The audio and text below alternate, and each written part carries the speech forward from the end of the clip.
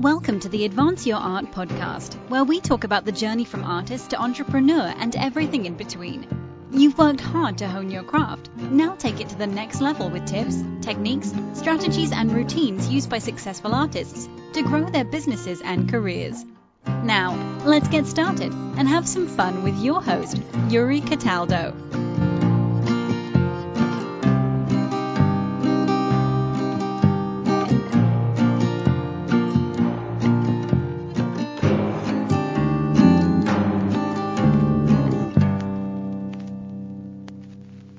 Well, hello, Lisa. Welcome to the show. How are you doing today?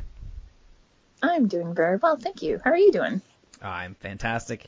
It is cold now in Boston, so I'm not looking forward to now it being cold for the next 5 months. But other than that, things are going great. Excellent. Yeah. How are things out in LA? LA, it's gorgeous. It's sunny. And, for here, it's cold, but you're talking mid to high 60s. So I'm kind of in heaven. Yeah, just wait. Rub that in there. Southern California. I know. It's supposed to be just beautiful all the time. It sounds awful. Absolutely awful. It is. It's horrible. I'm so sorry. That's all right. That's just how it works out sometimes.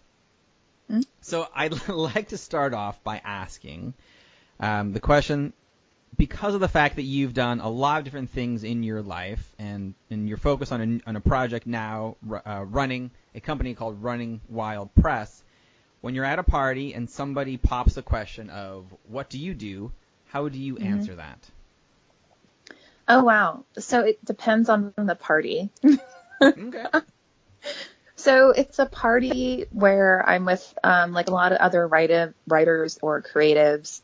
Then I'll tell them, I'm one of the founders and executive editor for Running Wild Press, and kind of tell them about our mission and vision and how we started. If I'm in a room of individuals who that's not quite their forte, then I'm much more vague about what I do for a living. So yeah, it just depends on who I'm speaking to.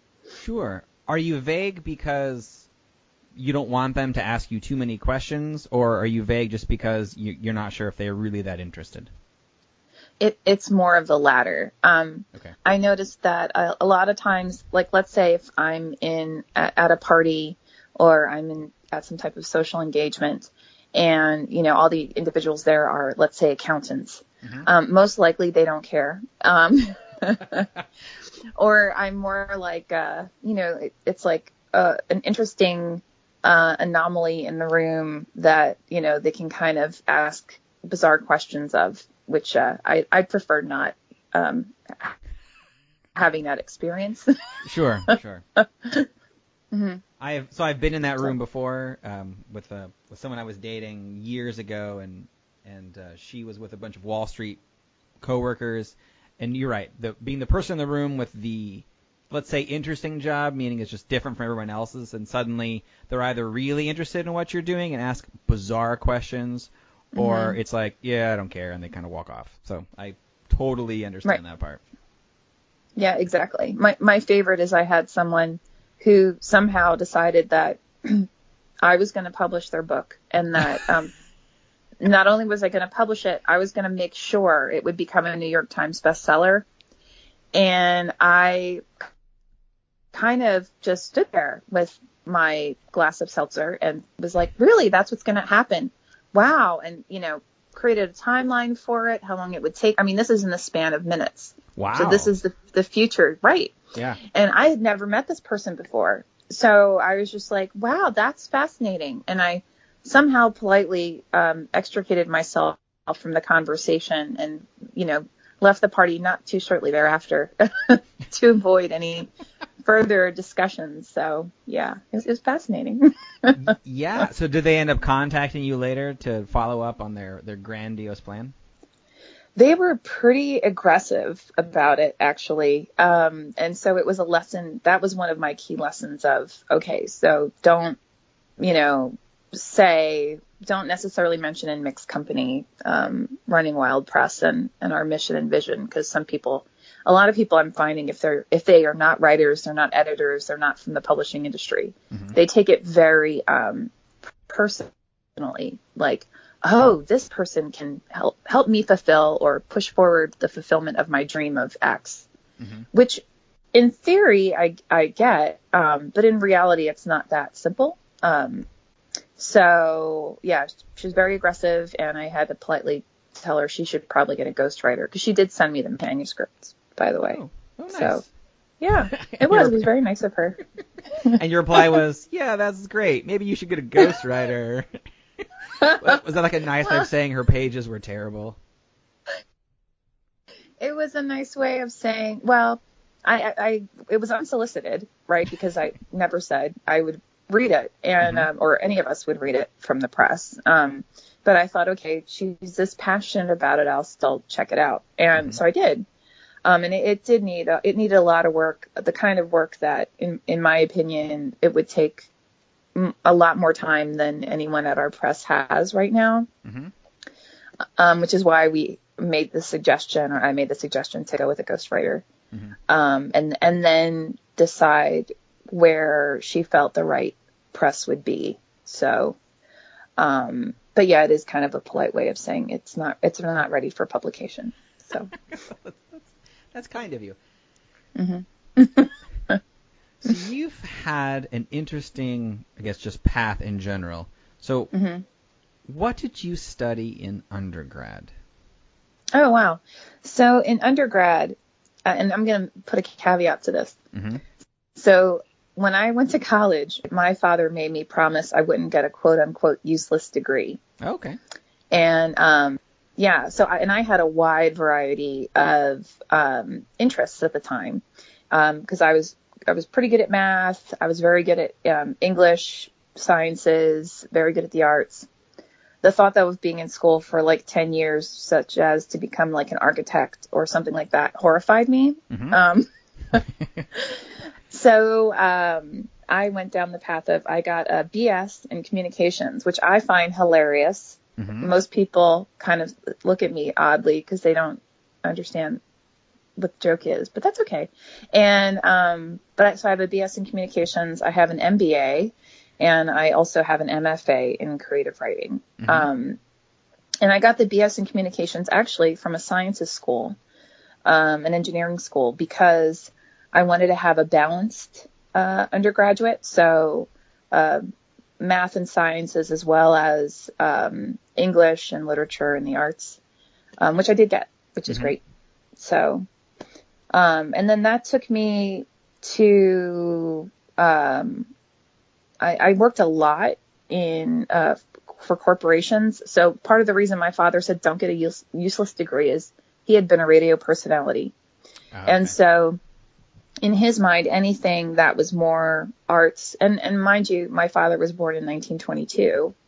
And so I was I wasn't an oops baby, but I was definitely a later in life baby. Sure. And, so, when he was coming up, anything in the arts was useless, right? So don't get a theater, don't get anything, English, fine. You can become a teacher, right? So I got the communications degree because in that way I knew I could feed myself, right? Which then led me to work in different corporations.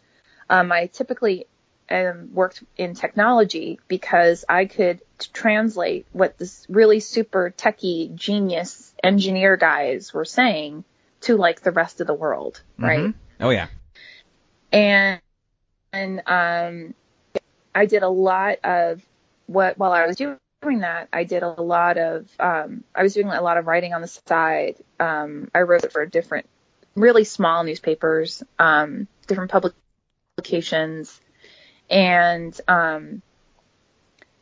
actually the day that I got my MBA, we had our capstone course, and we did the presentation and got an A. Yay. Everyone's happy.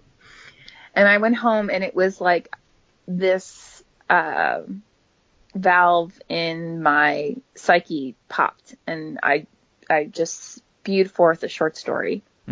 And I thought this must be the most horrible short story on the planet, because I had not written creatively since high school. And because I was very focused more on, maths and sciences and English, but more in like a corporate, like AP style writing perspective. Yeah. And I was like, okay, let me see if this is crap, right? And I was obviously convinced that this was true. So I signed up for a writers conference called the Philadelphia Writers Conference. And part of it was they had a contest, and you could submit, short stories. So I promised myself I would revise that short story till I thought it was passable and submit it to this contest. And what would happen is whoever your instructor was, they would read that short story, whatever you submitted, and give feedback. Mm-hmm. And I thought, well, great. If I don't win, I mean, of course I wanted to win, right? Even though I thought it was crap, I still wanted to win. Like, come on, right? Yeah, exactly. Makes Who sense. doesn't want to? Exactly. Yeah. Doesn't lack of experience does not mean that you're not gonna win. Like you're you could be this great hidden talent. That makes perfect sense. Exactly. Right. Like the story about the guy who the only thing he ever read his entire life was the Bible and somehow spewed forth this piece of genius. Exactly. To this day, I have a really hard time believing that, but okay. Especially if he was pretty eloquent, which from what I understand he was, because if anybody reads the Bible, there's not a lot of multisyllabic words in it, but okay. So that's fine. So anyway, so I submitted it, and I mean, I was scared to death because, they tell people who win, I'm pretty sure they told them like beforehand, right? So I knew I didn't win. Okay. So then my brain immediately goes to like, oh my God, it's the world's worst story ever, right? So I'm in class, and it was like a 3-day class. And on the second day, he says, oh, I'm supposed to give everybody back their feedback, right? Mm-hmm. And he's like, is Lisa Kastner here? And I'm like, yeah. He's like, okay, I need to talk to you on the side.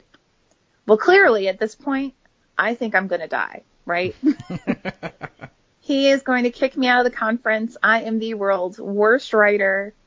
He's going to let me know all the reasons why I was an idiot to even show up. And I'm like, well, at least I have my fallback of a BS in communications. I have an MBA. And at that point I had a bit of experience, right? Mm-hmm. So, he actually literally pulls me aside into a conference room that's not being used. And he's just like, you were meant to be a writer. He's like, your writing's wonderful. This is one of the top stories that I read. You need to keep pursuing this. And I mean, I could have cried because I'd gotten myself so worked up, right? So that whole power of negative thinking and power of positive thinking is so spot on. But yeah, I was so spun up that I was like, can I hug you? Like, can I, you're now my new best friend, right? Yeah. I'm going to follow you around forever. So he was just like, yeah, keep doing it, right? You've got the chops. This is actually, if he could call a vocation, like he was like, this should be your vocation. Mm-hmm. So again, though, I like eating. And the reality, and I like having a home. Mm-hmm. And the reality for most writers, if you are not either a journalist in a corporate environment, working for some corporation in some capacity, you don't work for a newspaper, creative writers rarely make their money only in creative writing. Mm-hmm. It's not impossible, but it's like the top, I used to say 5%. It's probably like 1% now. The stories of the J.K. Rowlings and the Stephen Kings and all that, are wonderful, wonderful stories. And they're stories, right? Right. They are that 1%, right? So, like many other writers, I thought, okay, great. I'll continue to pursue this on the side. Mm-hmm. And I had the great pleasure of being invited to many, by invitation only writers groups, where I got to work with other writers who are just, fantastic, and their writing's